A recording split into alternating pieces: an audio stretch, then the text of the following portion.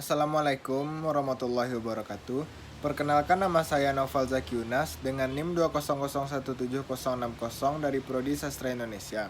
Kali ini saya akan membuat video tentang analisis novel Salah Asuhan karya Abdul Muiz untuk memenuhi tugas mata kuliah Sejarah Sastra Indonesia saya. Novel Salah Asuhan karya Abdul Muiz diterbitkan oleh Angkatan Balai Pustaka pada tahun 1928. Baiklah, langsung saja ke pembahasan videonya. 1. Unsur intrinsik. 1. Tema. Adapun tema yang terkandung dalam novel Salah Asuhan adalah perbedaan adat istiadat. Yang kedua, alur. Alur yang digunakan dalam novel Salah Asuhan adalah alur maju, karena pengarang menceritakan kisahnya ke masa selanjutnya. 3. Pusat pengisahan atau sudut pandang. Dalam novel Salah Asuhan, pengarang bertindak sebagai orang ketiga, yaitu menceritakan kehidupan tokoh-tokoh pada novel. 4. Latar atau setting. Latar atau tempat terjadinya yaitu 1. Lapangan tenis. Tempat bermain tenis yang dilindungi oleh pohon-pohon kelapa di sekitarnya masih sunyi, yang terdapat pada halaman 1 paragraf 1. 2. Minangkabau. Pada teks yaitu, sesungguhnya ya ibunya orang kampung dan selamanya tinggal di kampung saja. Tapi sebab kasihan kepada anak, ditinggalkannya lah rumah gadang di Koto Anau, dan tinggallah ia bersama-sama dengan Hanafi di Solok. Terdapat pada halaman 23, paragraf 3. Maka tiadalah ia segan-segan mengeluarkan uang buat mengisi rumah sewaan di Solok itu, secara yang dikehendaki oleh anaknya. Terdapat pada halaman 23, paragraf 4. 3. Tempatnya di Betawi. Pada teks yaitu, dari kecil Hanafi sudah disekolahkan di Betawi. Terdapat pada halaman 23, paragraf 1. Sekarang kita ambil Jalan Gunung Sari, Jembatan Merah, Jakarta. Terdapat pada halaman 103, paragraf 2. 4. Semarang. Terdapat pada teks yaitu, pada keesokan harinya Hanafi sudah datang pula ke rumah tumpangan itu, dan bukan buatan sedih hatinya demikian mendengar bahwa Kori sudah berangkat. Seketika itu ia berkata hendak menurutkan ke Semarang. Terdapat pada halaman 186, paragraf 8. 5. Di Surabaya. Pada teks yaitu, di Surabaya mereka menumpang semalam di suatu pensiun kecil, mengaku nama Tuan dan Nona Han. Terdapat pada halaman 144, paragraf 1. 5. Tokoh. 1. Hanafi. Wataknya keras kepala, kasar. Watak keras kepala terdapat pada teks yaitu, memang kasihan ibuku, aku pengecut tapi hidupku kosong. Habis cita-cita baik, nyah. Terdapat pada halaman 259, paragraf 8. B. Kasar. Pada teks yaitu, hai Buyung, antarkan anak itu dahulu ke belakang, kata Hanafi dengan suara bengis dari jauh. Terdapat pada halaman 80, paragraf 2. Yang kedua tokohnya yaitu Kori, dengan watak baik, mudah bergaul. Watak baik terdapat pada teks yaitu, oh, sigaret tante boleh habiskan 1 dus. Sudah tentu enak, ayo coba. Terdapat pada halaman 164, paragraf 8. B. Mudah bergaul.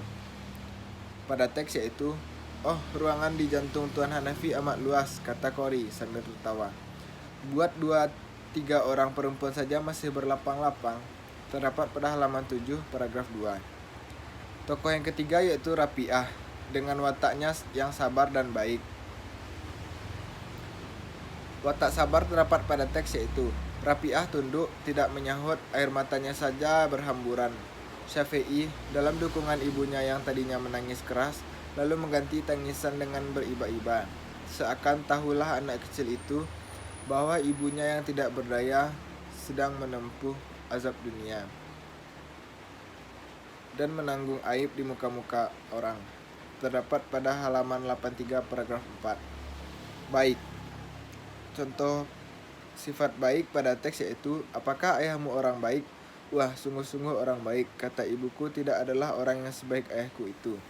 Terdapat pada halaman 238, paragraf 5. 4. Ibu.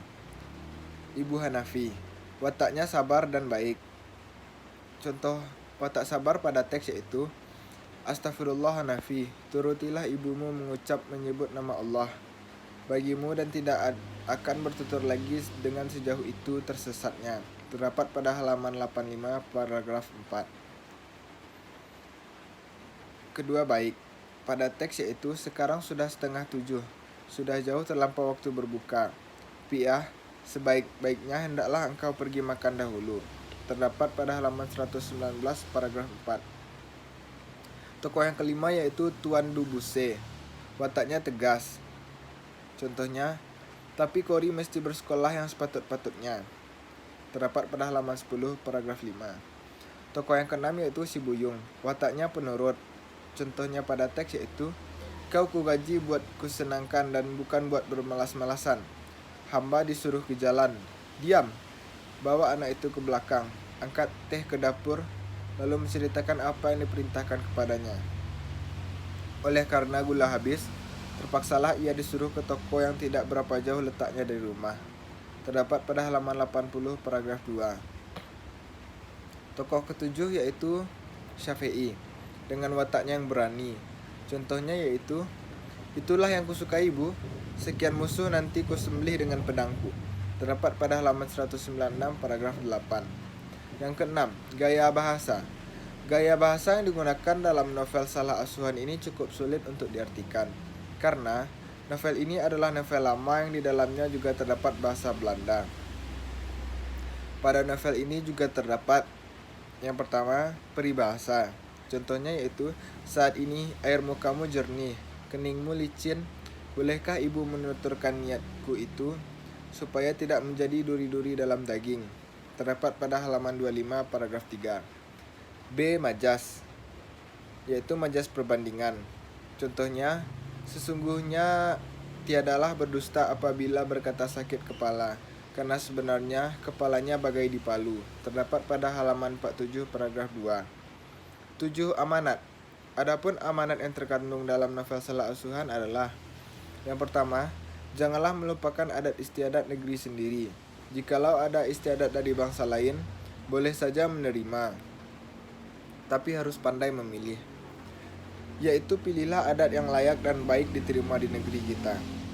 Amanat yang kedua, jangan memaksakan sesuatu pernikahan yang tidak pernah diinginkan,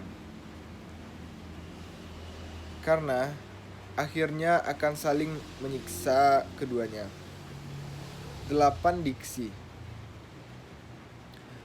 Pemilihan kata pada novel Salah Asuhan ini cukup sulit untuk dimengerti, karena banyak terdapat bahasa Belanda. Yang kedua, analisis unsur ekstrinsik. Yang pertama, latar belakang penciptaan karya sastra. Berasal dari luar diri pengarang, karena pada novel ini pengarang hanya sebagai sudut pandang orang ketiga. 2. Sejarah dan latar belakang pengarang. Abdul Muiz lahir di Sungai Puar, Bukit Tinggi, Sumatera Barat, tanggal 3 Juli tahun 1883, dan wafat di Bandung, Jawa Barat, tanggal 17 Juni 1959 pada umur 75 tahun. Adalah seorang sastrawan dan wartawan Indonesia. Pendidikan terakhirnya adalah di Stovia, Sekolah Kedokteran, sekarang Fakultas Kedokteran Universitas Indonesia, Jakarta. Akan tetapi, tidak tamat. Ia juga pernah menjadi anggota Volksraad yang didirikan pada tahun 1916 oleh pemerintah penjajahan Belanda. 3. Kondisi masyarakat saat karya sastra diciptakan. Pengarang menciptakan novel ini karena berdasarkan kehidupan sosial masyarakat pada masa itu, yang menceritakan seseorang yang melupakan adat istiadatnya. 3. Relevansi dengan zaman sekarang. Dalam novel Salah Asuhan ini, banyak menceritakan tentang kedurhakaan seorang anak pada ibunya, yang mana pada zaman sekarang ini juga banyak anak yang durhaka pada ibunya. Bahkan, sampai-sampai anak tersebut disumpahi oleh ibunya. Di sini juga dijelaskan bahwa ada orang yang melupakan adat istiadatnya sendiri. Sebagaimana kita tahu bahwa remaja saat ini juga bersikap demikian, yang melupakan adat istiadatnya sendiri. Baiklah, sekian analisis saya tentang novel Salah Asuhan karya Abdul Muiz. Maaf atas segala kekurangan dan kesalahan yang saya lakukan dalam video ini. Untuk perhatiannya saya ucapkan terima kasih banyak. Assalamualaikum warahmatullahi wabarakatuh.